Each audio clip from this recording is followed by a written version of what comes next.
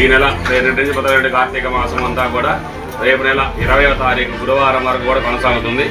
ఈ 30 రోజులు కూడా ప్రతిరోజు కూడా మన కార్తీక దీపాలను వెలిగించుకొని 12 మాసాలు ఉంటాయి. ఈ 12 మాసాల్లో కల్లా ఈ కార్తీక మాసము చాలా విశిష్టమైనటువంటి మాసంగా చెప్పబడుతుంది. ఎందుకు విశిష్టంగా మాసంగా చెప్పబడింది, ఏంటి ప్రత్యేకత ఇంట్లో అంటే, మానవాళికి ఆధారభూతమైనటువంటి నీరు అత్యంత విశేషంగా దొరకబడేటువంటిది, సృష్టింపబడేటువంటి మాసం కాబట్టి, అలానే మనిషి యొక్క ప్రాణవాయువు నిలబడడానికి అవసరమైనటువంటి ఆక్సిజన్ చెట్ల నుంచి వచ్చేటువంటి ప్రకృతి చెట్లన్నీ కూడా బాగా వృద్ధి చెందడానికి, సమస్త ప్రాణికోటి కూడా ఆధారభూతమైనటువంటి నీరు పుష్కలంగా లభించేటువంటి యొక్క విశేషమైన ఏంటయ్య అంటే కార్తీక మాసము.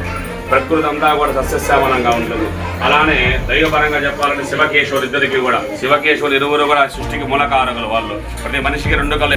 ఈ కార్తీక మాసానికి కృత్తికా నక్షత్రాన్ని అనుసంధానం చేసుకుని ఈ పేరు వచ్చింది. కృత్తికా నక్షత్రం అగ్ని నక్షత్రం అన్నమాట. సుబ్రహ్మణ్యేశ్వర స్వామి యొక్క నక్షత్రం అగ్ని నక్షత్రము. అందుకని అగ్ని కార్యాలు చేయాలి. అగ్ని కార్యం అంటే హోమం చేస్తున్నారు, యజ్ఞం చేయాలి, యాగం చేయాలి. కానీ ఈ యొక్క ప్రస్తుత పరిస్థితిలో కలియుగంలో యజ్ఞం యాగం మంగళం కౌశలేంద్రాయ మహనీయ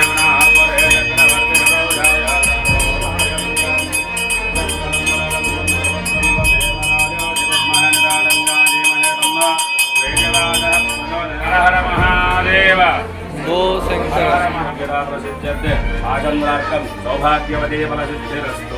కోరినంత వైకుంఠ పదవి, అడిగినంత కైలాస పదవి ఇస్తివి శివశివ. ఈశ్వర చెప్పు చెప్పు